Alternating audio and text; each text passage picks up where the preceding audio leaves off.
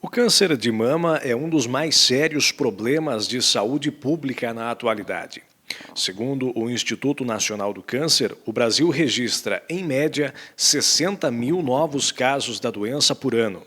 A pesquisa do INCA também ressalta que os fatores relacionados ao conhecimento da doença e às dificuldades de acesso das mulheres aos métodos diagnósticos e ao tratamento adequado resultam na chegada das pacientes em estágios mais avançados do câncer de mama.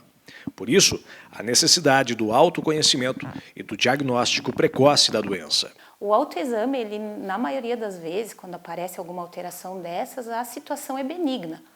Mas assim, a mulher já precisa procurar o seu médico de confiança nesse momento para poder estar fazendo um diagnóstico.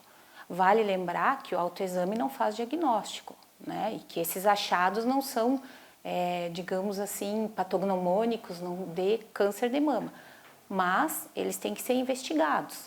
Na maioria das vezes, esses achados são puramente benignos. O autoexame, ele é importante para que a mulher conheça o seu corpo.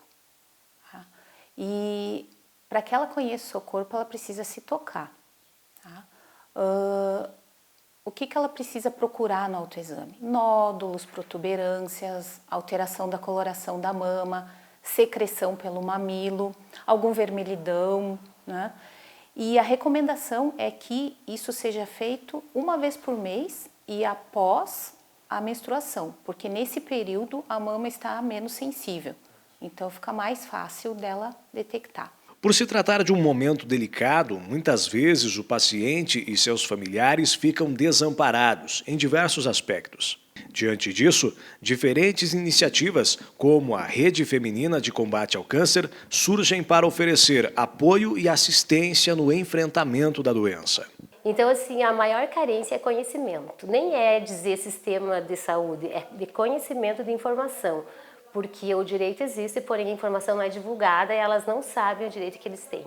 E o nosso principal trabalho é isso. É a informação quanto à prevenção, quanto aos direitos e quanto como tratar a doença.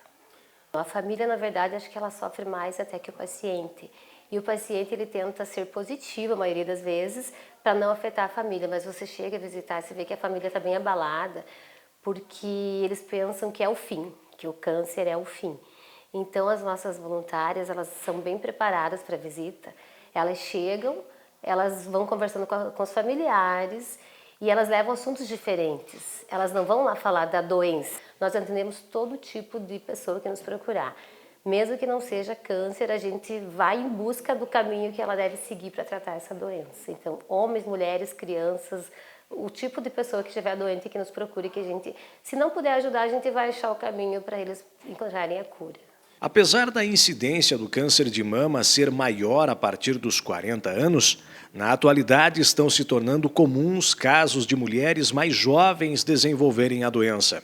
Por ser uma doença que mexe com a autoestima e envolve muitas incertezas, é comum pacientes que prefiram se resguardar. Por outro lado, há quem entenda que esse é justamente o momento de assumir a luta, alertar e servir de inspiração e força para tantas outras mulheres.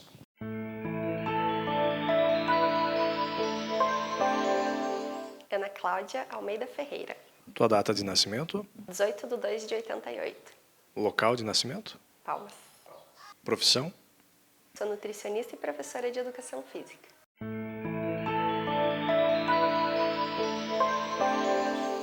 Então, na verdade eu tenho histórico familiar de câncer. A minha mãe teve câncer de mama bem jovem, aos 39 anos, então eu sempre tive esse cuidado adicional, porque 10% dos cânceres de mama tem uma causa hereditária. Então eu sempre cuidei, mas confesso que receber o diagnóstico foi um susto. A gente não espera, né, aos 31 anos ser diagnosticada com câncer.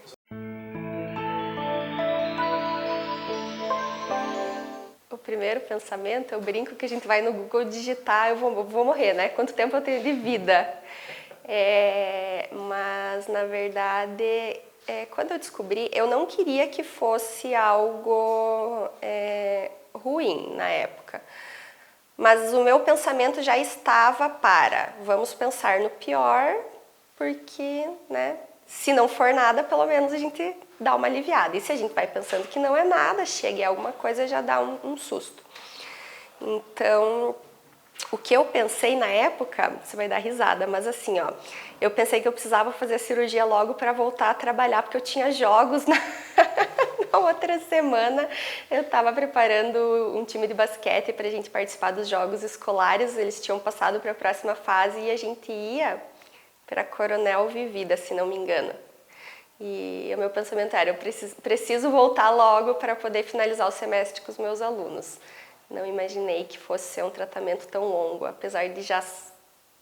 A gente sabe, né? Mas a gente não quer aceitar, acho. Inclusive eu falei, vou fazer a cirurgia, daqui 15 dias eu volto. E nunca mais voltei.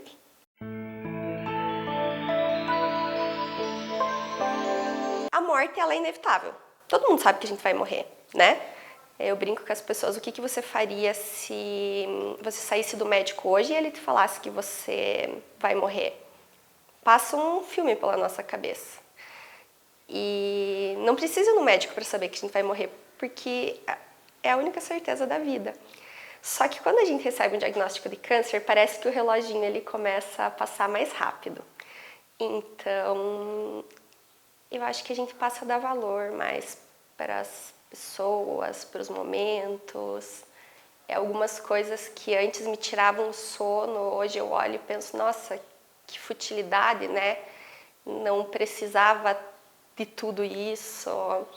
Essa questão que a gente vive para trabalhar e não aproveita os amigos, os familiares, eu acho que tudo isso a gente começa a repensar e ver de uma maneira diferente. E julgar menos, amar mais.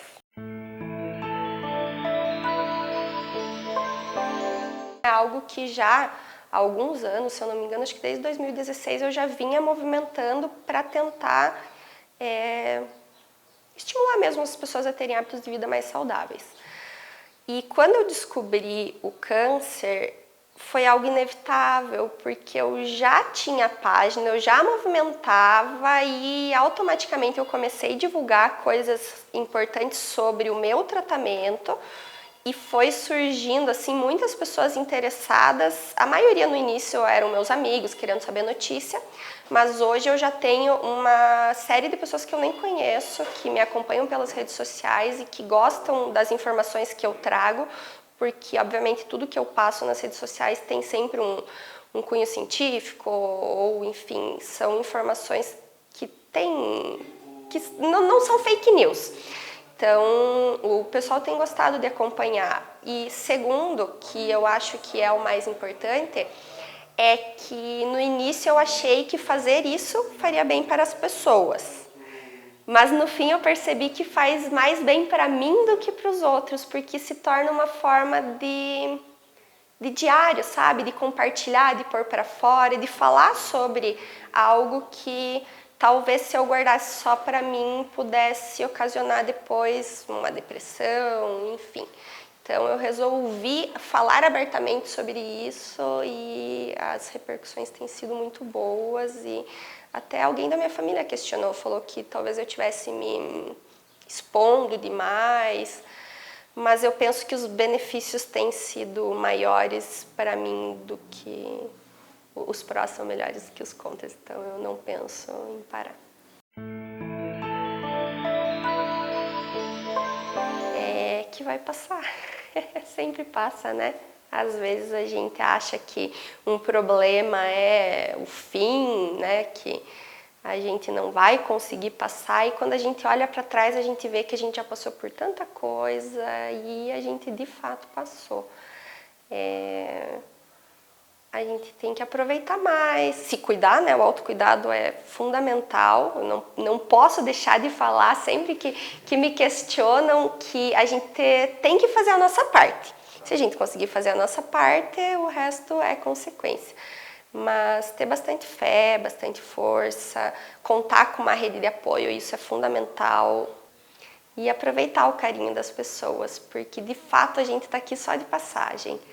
E tem que aproveitar cada dia como se fosse o último. Parece meio clichê isso, né? Mas as pessoas me olham com um pouco de dó, às vezes, na rua. E eu olho com dó para elas, porque eu sei que eu estou morrendo e eu estou aproveitando. Mas as pessoas que estão com dó de mim também estão morrendo e às vezes não estão aproveitando a vida como deveriam. É um aprendizado gigantesco. Nossa, o que eu cresci nos últimos meses é algo inexplicável. Well, I found a woman stronger than anyone I know. She shares my dreams. I hope that someday I'll share her home.